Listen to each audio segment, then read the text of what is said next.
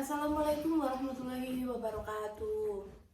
Hadirin yang saya hormati dan yang berbahagia pada hari ini.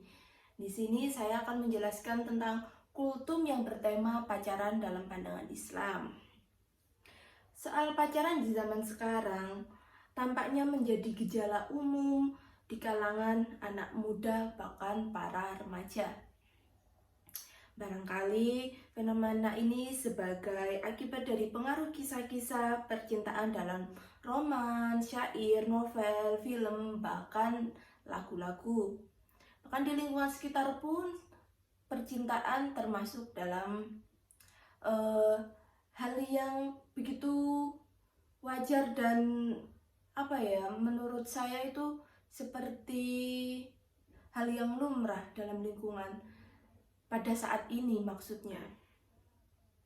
Sehingga terkesan bahwa hidup di masa remaja memang harus ditaburi dengan percintaan, bahkan bui-bui cinta seperti kisah-kisah asmara, harus ada pasangan sebagai tempat bertukar cerita dan berbagi rasa.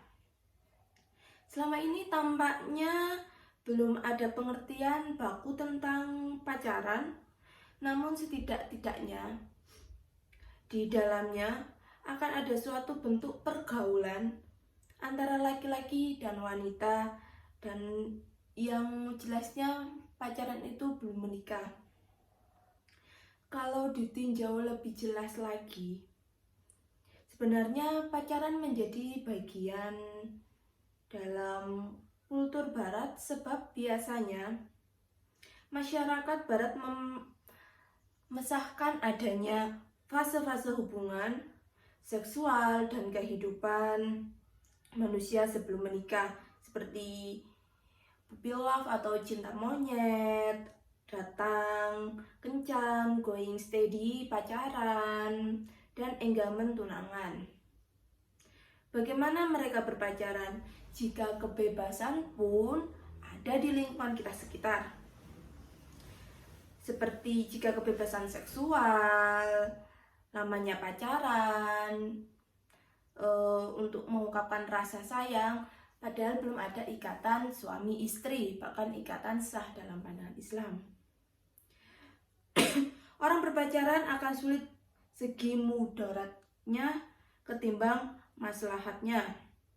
Satu contoh, orang berpacaran cenderung mengenang dia di waktu luangnya. Misal bagi mahasiswa banyaknya terisi hal-hal semacam melamun atau memikirkan pasangan lawan jenisnya, atau bahkan pun sampai tak bisa makan karena terpikirkan kekasih. Biasanya mahasiswa ini mendapat dukungan dari layaknya teman-teman sekitar, lingkungan, pergaulan yang mempengaruhinya untuk menjadikan dia mendapatkan bui-bui cinta, hal-hal yang tidak wajar yang seharusnya dalam Islam itu tidak diperbolehkan. Amanah untuk belajar terkurangi bahkan terbengkalai. Biasanya para mahasiswa meluangkan waktunya hanya untuk berkencan, menjalin asmara, hingga dia lupa akan tugas-tugasnya sebagai mahasiswa yang seharusnya dia belajar untuk memenuhi tugas-tugasnya yang ada di perkuliahan. Bahkan tak jarang juga mahasiswa pun banyak yang meninggalkan skripsinya hanya demi karena percintaan. Ada pula mahasiswa yang rela mengorbankan dirinya karena putusnya cinta. Biasanya mahasiswa masih mendapat kiriman orang tua juga yang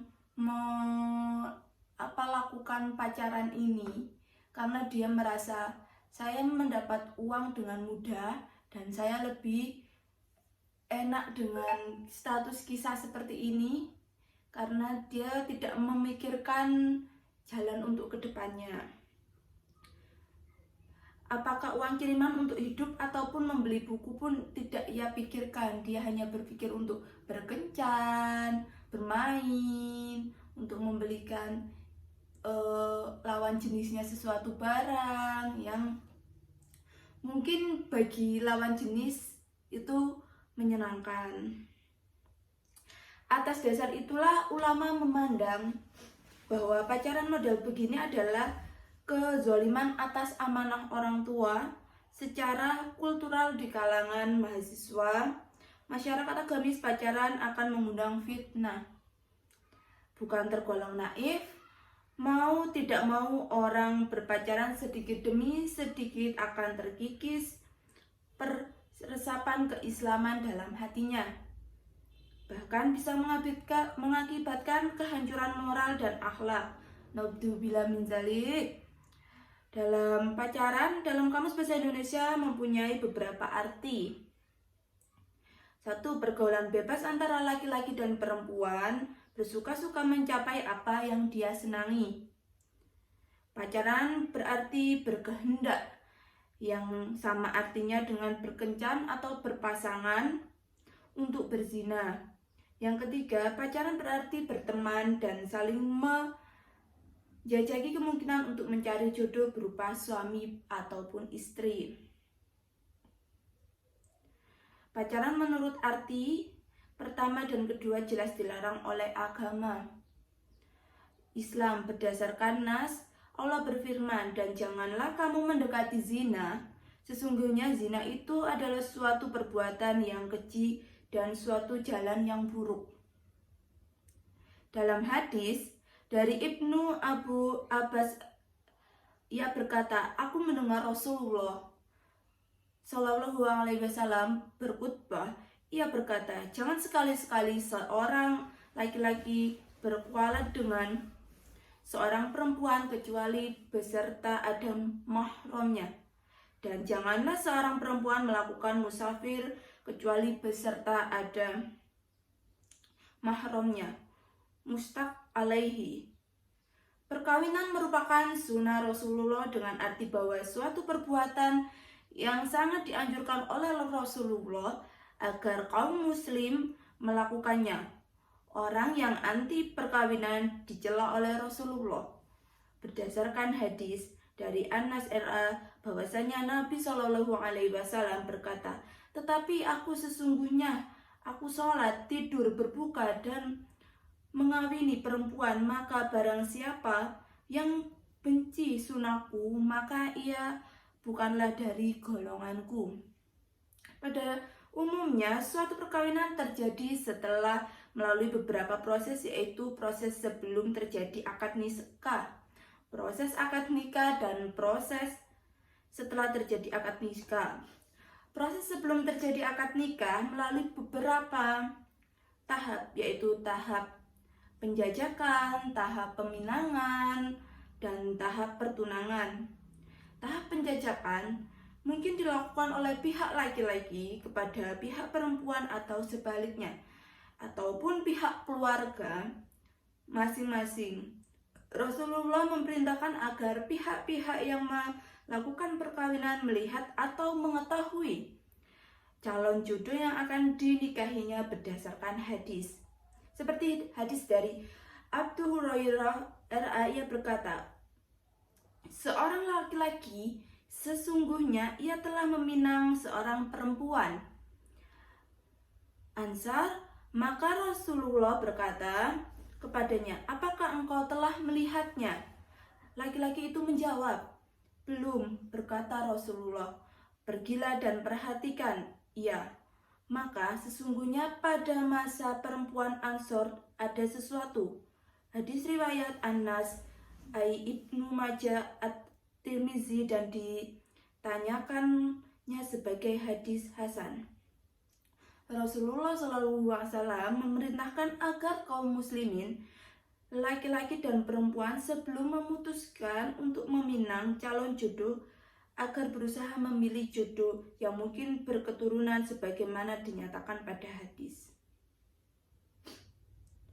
Dari Anas RA, Rasulullah memerintahkan kaum muslimin agar melakukan perkawinan dan sangat melarang hidup sendirian ataupun membujang, dan berkata, "Kawinlah olehmu wanita yang pencinta dan beranak, maka sesungguhnya aku bermegah-megah dengan banyaknya kaum di hari kiamat."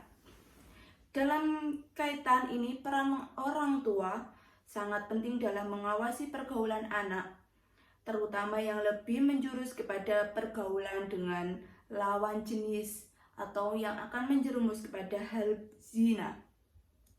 Adalah suatu keteledoran jika orang tua melalaikan anak-anaknya bergaul bebas dengan bukan muhrimnya. Karena itu, sikap yang bijak bagi orang tua kalau melihat anaknya sudah saatnya untuk menikah adalah segera saja laksanakan. Mungkin hanya itu yang dapat saya sampaikan. Semoga hadirin yang menonton terhindar dari perbuatan yang keji yang menjerumuskan kita ke dalam api neraka. Amin amin ya robbal alamin. Wabillahi taufiq walhidayah. Wassalamualaikum warahmatullahi wabarakatuh.